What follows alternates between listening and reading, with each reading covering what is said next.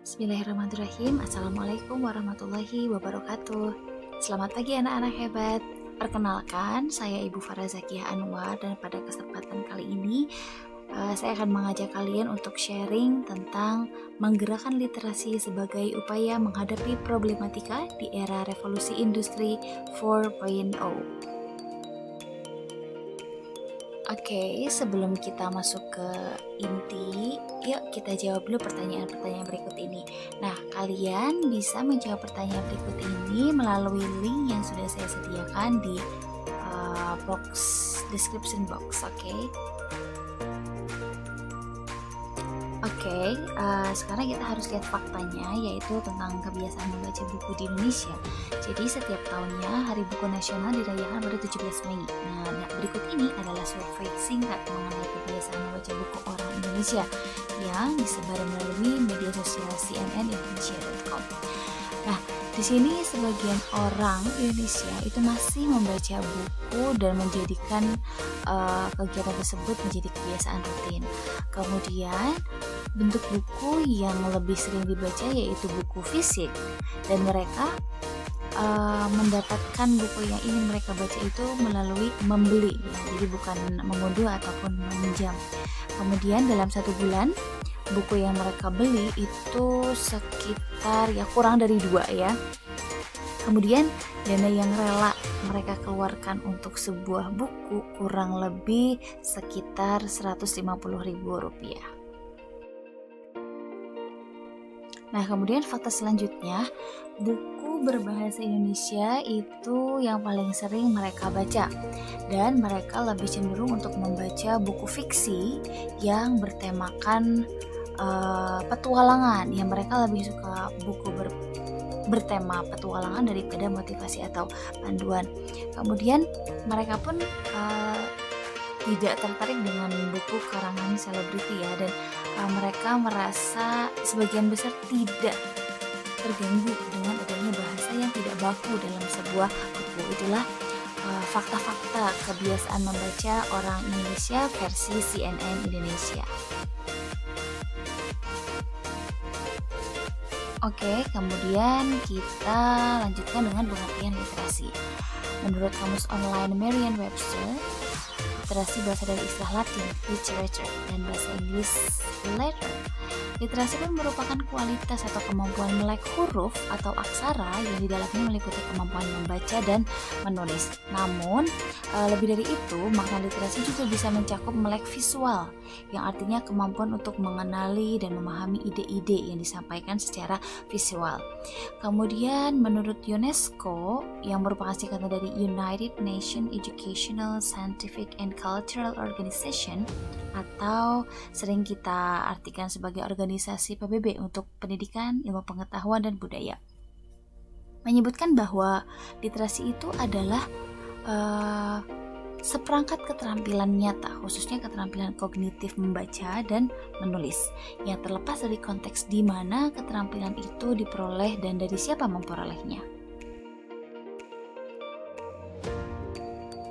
Kemudian Harvey pun mengungkapkan pendapatnya tentang literasi, yaitu suatu kemampuan dalam diri seseorang untuk menulis dan membaca. Kemudian Alberta memiliki pendapat lain bahwa literasi itu bukan hanya kemampuan untuk membaca dan menulis saja. Jadi lebih daripada itu, literasi membuat seseorang untuk berpikir kritis, berkomunikasi lebih baik, terbuka terhadap perubahan, dan dapat memecahkan masalah pada bagian konteks. Nah, di sini dengan kata lain, literasi dapat pula meningkatkan kualitas serta karakter pada seseorang. Oleh sebab itu, literasi itu memiliki keterkaitan dengan kompetensi siswa pada abad 21 ini. Nah, oke, kita simak slide selanjutnya.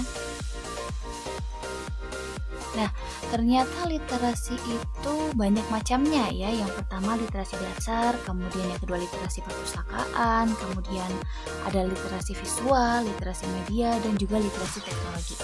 Nah, untuk literasi dasar ini suatu kemampuan untuk membaca, mendengarkan, berbicara, menulis, serta juga menghitung.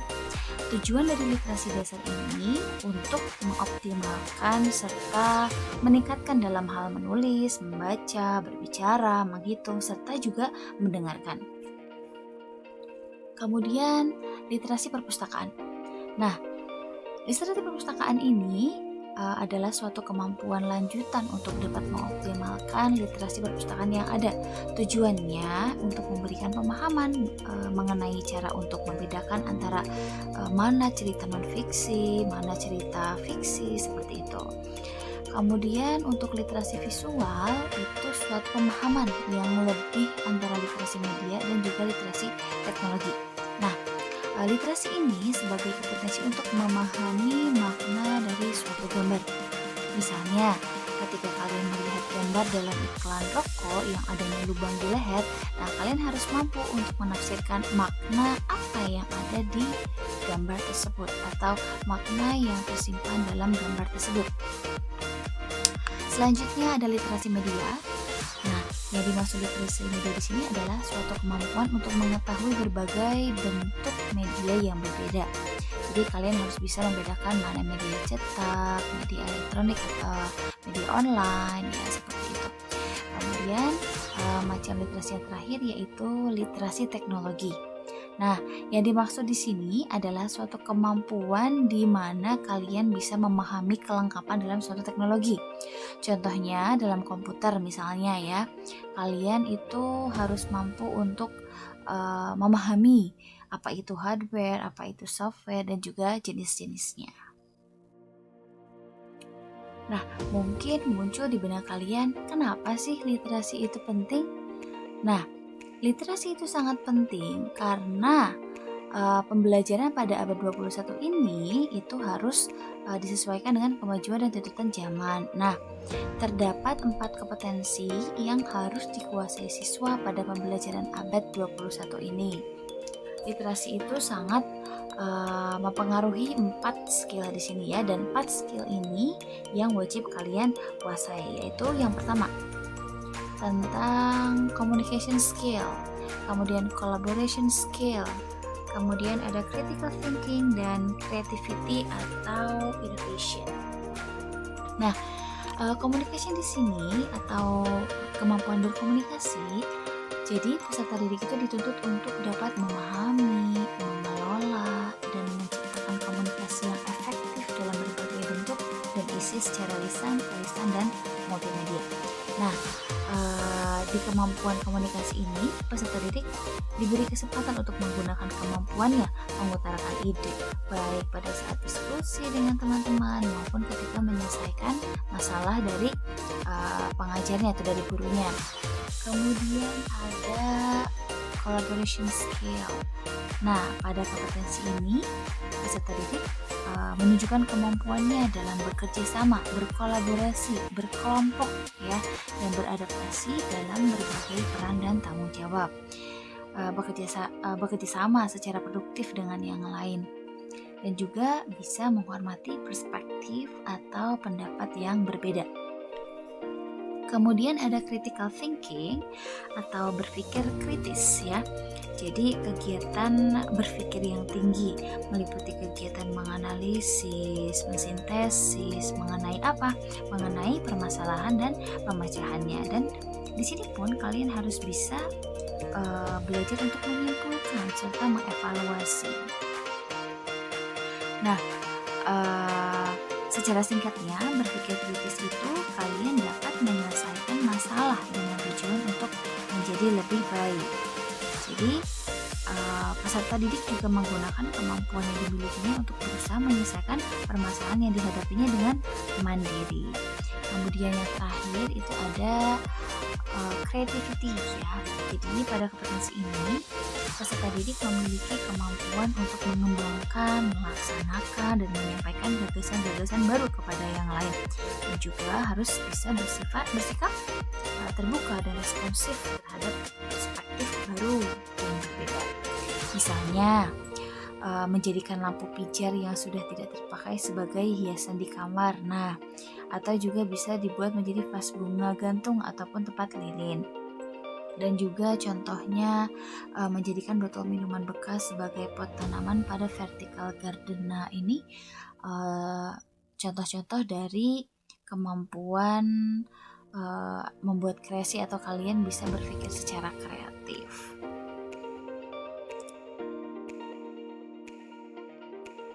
Nah, setelah kalian membaca dan mendengarkan tentang pengertian literasi, kemudian pentingnya literasi, dan apa sih hubungan literasi dengan kemampuan siswa di abad 21 ini.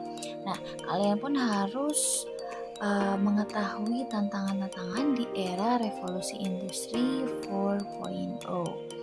Nah, tapi harus tahu dulu revolusi industri dari 1.0 itu apa, kemudian selanjutnya. Nah, di sini revolusi industri yang pertama terjadi itu pada abad ke-18 yang ditandai dengan penemuan mesin uap ya, yang digunakan untuk proses produksi barang dan juga transportasi.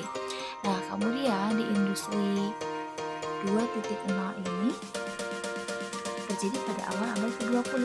Nah, revolusi industri ini ditandai dengan penemuan tenaga listrik. Jika revolusi pertama dipicu oleh mesin uap, kemudian revolusi kedua dipicu oleh ban berjalan dan listrik. Nah, revolusi ketiga ini dipicu oleh mesin yang dapat bergerak dan berpikir secara otomatis, yaitu komputer dan robot. Nah, sekarang ini kita berada di era revolusi industri 4.0 ya. Revolusi sekarang ini mengintegrasikan atau menggabungkan antara teknologi cyber dan teknologi otomatis. Dampak revolusi industri ini dalam penerapannya tidak lagi memberdayakan tenaga kerja manusia, sebab semuanya sudah menerapkan konsep otomatisasi. Nah, manfaat teknologi juga bisa dirasakan oleh semua orang. Saat ini, akses informasi sangat mudah dan bisa dilakukan kapanpun dan dimanapun. Misalnya, metode pembayaran non-tunai atau cashless juga telah merajai pasar ya, dengan berbagai metode platform pembayaran. Jadi semuanya serba canggih, semuanya serba mudah hanya dengan satu klik atau satu action ya, atau satu tindakan ya. Nah, kemudian kita lanjut. Di sini ada tantangan-tantangan di era revolusi 4.0.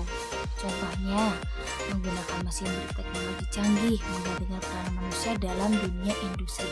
Nah, yang biasanya dulu banyak sekali orang yang bekerja di pabrik. Nah, sekarang ini pabrik sudah memiliki mesin-mesin yang canggih. Nah, dengan begitu tidak perlu lagi tenaga atau bantuan dari manusia. Kemudian contohnya lagi seperti parkir, yang dulu biasanya ada orang yang memberikan tiket untuk parkir. Nah, sekarang secara otomatis bisa parkir sendiri ya, tanpa bantuan manusia. Kemudian meningkatnya angka pengangguran yang berimbas pada perekonomian negara. Nah, ini adalah salah satu tantangan-tantangan di era revolusi 4.0. Kemudian adanya perusahaan transportasi terbesar tanpa kendaraan, atau yang kita kenal contohnya Grab atau Gojek ya. Jadi itu memudahkan kita untuk bertransportasi. Kemudian perusahaan telekomunikasi terbesar tanpa infrastruktur jaringan, contohnya WhatsApp dan WeChat. Nah, kita lebih sering menggunakan WhatsApp ya untuk memudahkan komunikasi kita.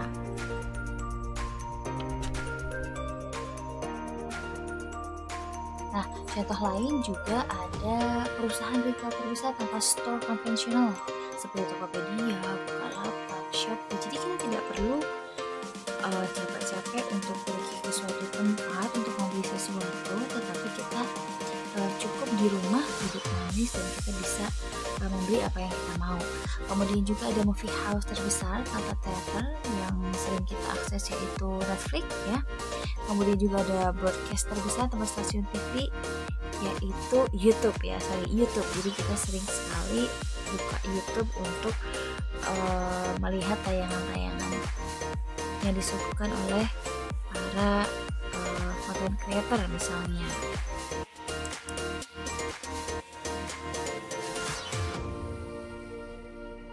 Tadi saya sudah menguraikan tentang tantangan-tantangan yang ada di era revolusi industri 4.0. Nah, sekarang kita harus tahu bagaimana sih solusi yang tepat untuk menghadapi tantangan di era revolusi industri 4.0. Nah, yang pertama, penting halnya untuk kalian memahami serta menggerakkan literasi di sekolah dan di sekitarnya. Kemudian melakukan gerakan dan perubahan yang positif, membudayakan literasi sebagai habit atau kebiasaan. Kemudian jangan pernah berhenti mempelajari hal-hal yang baru. Karena apabila kalian berhenti atau tidak mau mempelajari hal-hal yang baru, maka kalian akan menjadi generasi yang tertinggal. Dan lebih kritis dalam menerima menyampaikan informasi. Berhentilah berpikir negatif, temukan kelebihan diri kalian, jadikan kegiatan membaca sebagai kebutuhan, kemudian selalu memiliki perencanaan yang matang, dan juga meninggalkan kebiasaan buruk dengan membiasakan hal-hal yang baik.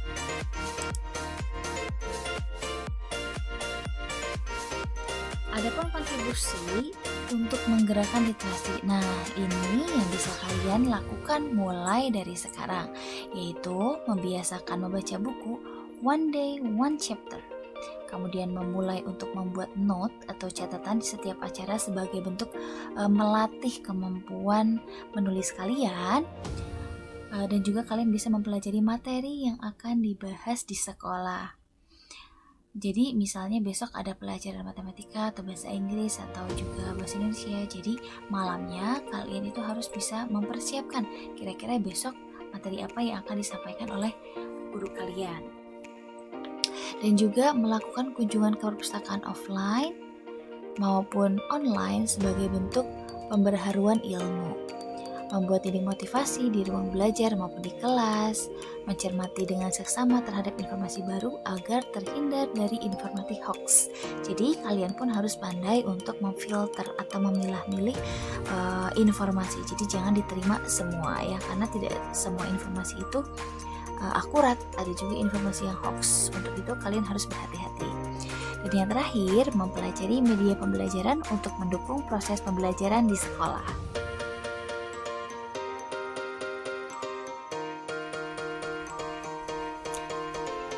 Oke anak-anak, demikian yang dapat saya sampaikan. Semoga kalian bisa mendapatkan pencerahan bahwa literasi itu sangat penting bagi kita.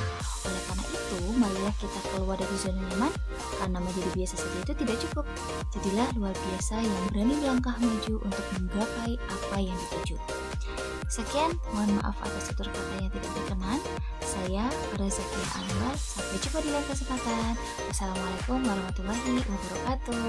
Oh iya, jangan lupa subscribe, comment, and like di YouTube SMA Muhammadiyah Salatiga. Bye.